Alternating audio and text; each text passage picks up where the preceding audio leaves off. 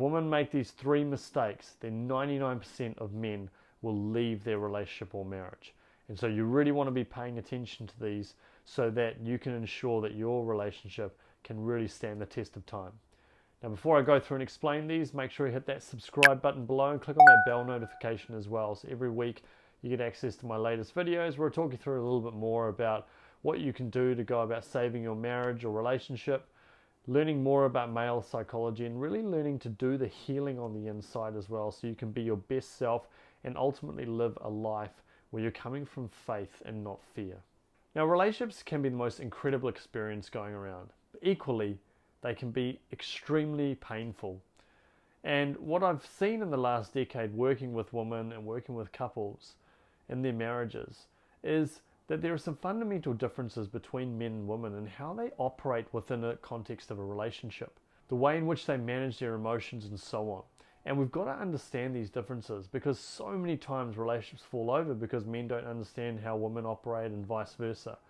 And hence, what I wanted to do today is explain to you these three behaviors that most men are going to really struggle with, and what you can actually do now to create some of the shifts within your own circumstances to really take your relationship to a whole new level, to have that love, that passion, and that sense of longevity that I know you're craving in your life right now, especially if you're in a position where you're on the verge of a divorce or a separation and it's really crushing you at a deeper level.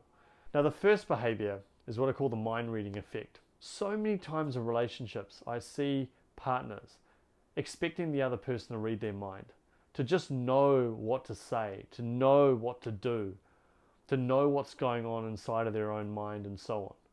And that's a really, really difficult situation to deal with, a very difficult one. Now, yes, this applies to both men and women, but where the feminine side comes in a lot of the time is that in my own practice, one of the things that I hear a lot is, I don't really want to tell my husband the things I need him to do, because then if I tell him, then it kind of takes the gloss off it. It's almost like I've had to tell him to do it. He's not anticipating my needs. He's not thinking about it on a regular basis.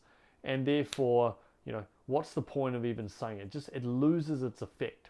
And I can totally appreciate that. I mean, who doesn't want someone to read their mind, to be able to anticipate needs and so on? We all want that.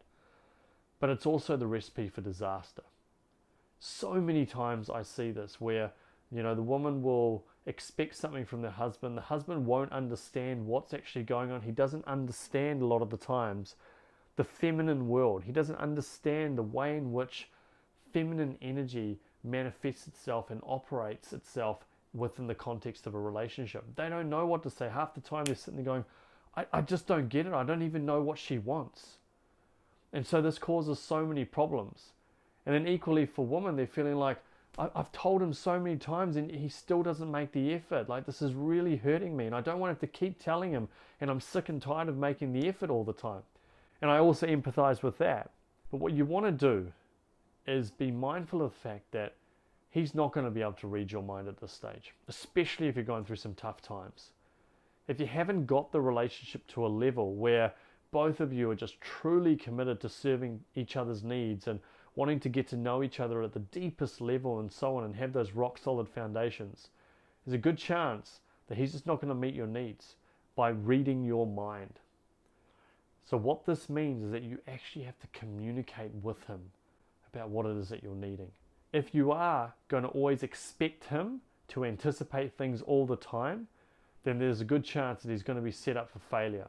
That no matter what he does, it's never going to quite meet the mark for you. And it's going to make you feel hurt, frustrated. He's going to know that you're not feeling happy about it. And when a man knows that his woman's not happy, immediately he feels like he's failed. And so that's going to continue that cycle of pain over and over.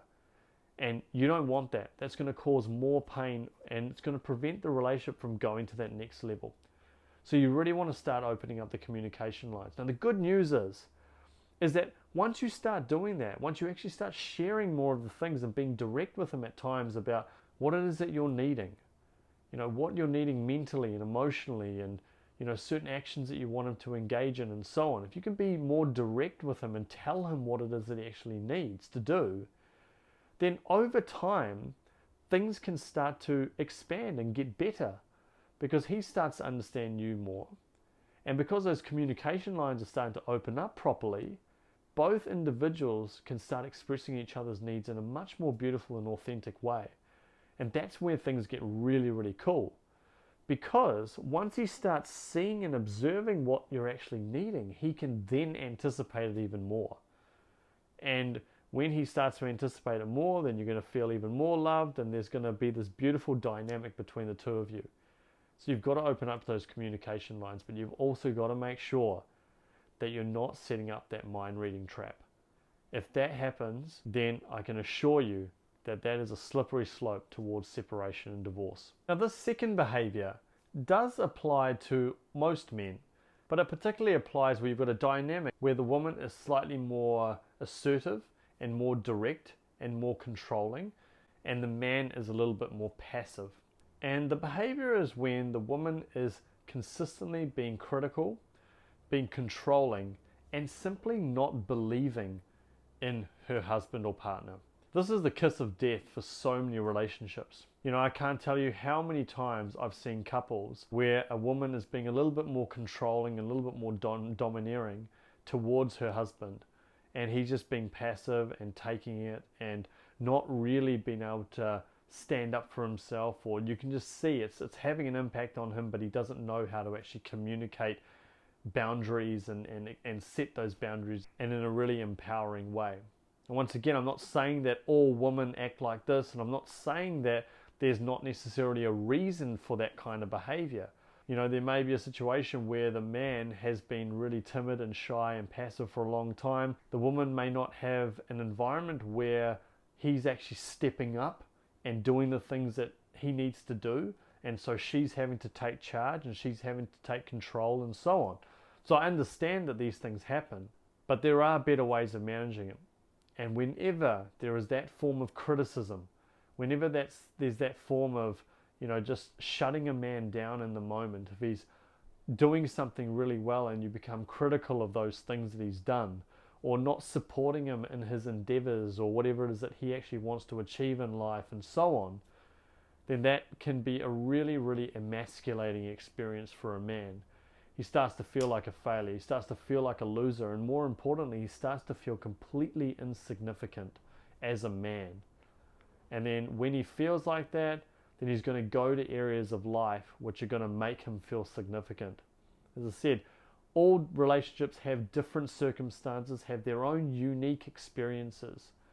But the short of it is that both of you need to fundamentally ensure that you're not feeling inferior or superior to each other. Both of you are absolute equals, but there are moments and circumstances where one of you can take the lead and the other one can follow, and then vice versa, and you can work together to create something special.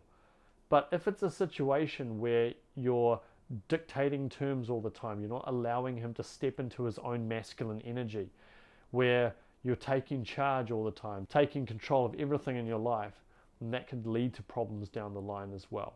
If you want to elaborate a little bit more on your circumstances itself, then I'm happy to respond to it. If you have any questions about it, just write them below in the comment section. Now, the third behavior is the trapping of negative emotions. See, so many times what I see in relationships is that, you know, women can experience these negative emotions, and because a huge part of them wants that validation to experience those emotions, they can often allow those emotions to completely take over and not really have the desire to want to change them or shift them. And I know that's an uncomfortable thing, and I'm not suggesting at all for a second that this is only women, that men don't experience it. It absolutely is. But because I primarily work with women, these are the patterns I see. And when I've spoken with a lot of men before about their relationships and the challenges that they experience, they often tell me that, you know, she'll often come home and she'll just be miserable, or she'll be sad and I don't even know why, and she's not willing to even tell me anything about it. And then when I just say, okay, well, look, I just need to go and do some work or whatever and try and get away from that environment a little bit, she gets really annoyed at me, and I don't even know how to handle it because I wanted to learn a little bit more about what was going on, but she didn't want to share any of it, and so on. And so that can create a lot of confusion for a lot of men. They're not sure what to experience because sometimes their partner can overextend those negative emotions. They can get trapped in those negative emotions, not be sure how to get out of it. And because men want to go in there and fix it, they try and fix it, and then that accentuates the problem even more. So he feels lost. He's not sure what to do, what to say.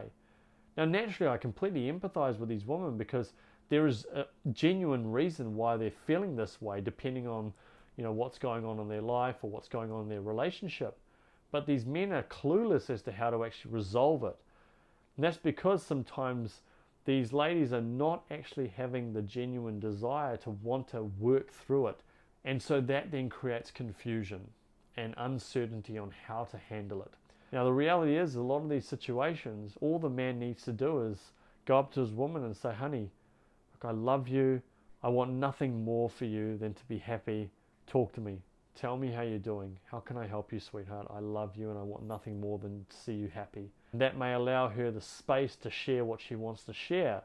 But the key point is that she needs that emotional safety to ensure that he is going to create an environment where he can listen but not attack, not criticize, and not challenge her on what she's experiencing. Simply allow those emotions to be. So if there are any guys listening to this video, that's all you need to do, my friends. You just need to listen, to be there, to be present, to feel what she's feeling, and to help support her through it by just creating a space for her to express and validate how she feels.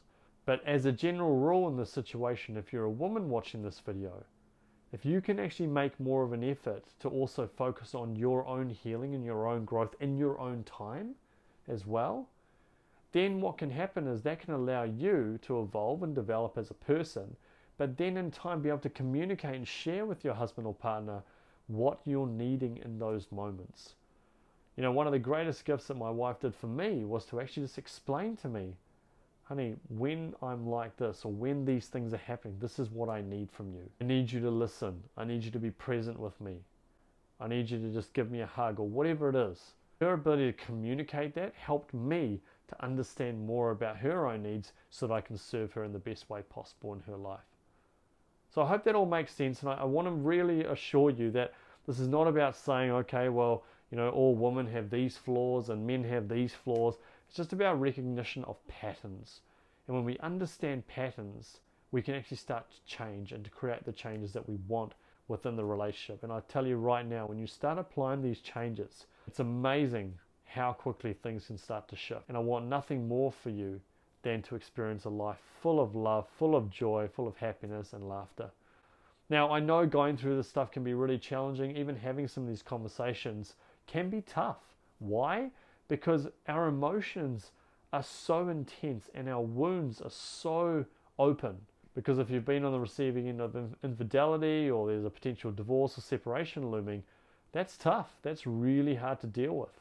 And that's the reason why I've created my program, The Authentic Relationship System, to be able to help my clients to navigate through these tough times, to be able to heal themselves, to create those shifts, to be able to take the lead a little bit in terms of in a beautiful feminine way within their relationship and allow things to really evolve in the most beautiful way that they can, to be able to understand more about male psychology and so on. So if you connect with my work, if you like these videos, if you can tolerate my New Zealand accent, then what I'd encourage you to do is in the description section below, just click on that link which just says book a call with me. Just click on that link, choose a time that works for you, and then I'll contact you at that scheduled time just so I can learn a little bit more about your circumstances, be able to understand the biggest challenges that you're facing, then provide a pathway for you to be able to really heal and to grow and to, like I say, create that extraordinary relationship that you deserve. So once again, just click on that link, choose a time that works for you, and then I can't wait to speak to you. Thank you so much for watching this video. If you've liked it, make sure you hit that like button below. If you want to get more videos like this, hit that subscribe button. And do let me know if you've got any questions or takeaways or just anything whatsoever. I always love hearing the comments, so make sure you write them below and I'll respond to every single one of you. And if you want to learn the 4 behaviors that men absolutely hate in marriages, click this video above. Thank you so much. God bless you. Have a wonderful 2024 and I'll catch up with you in the next video.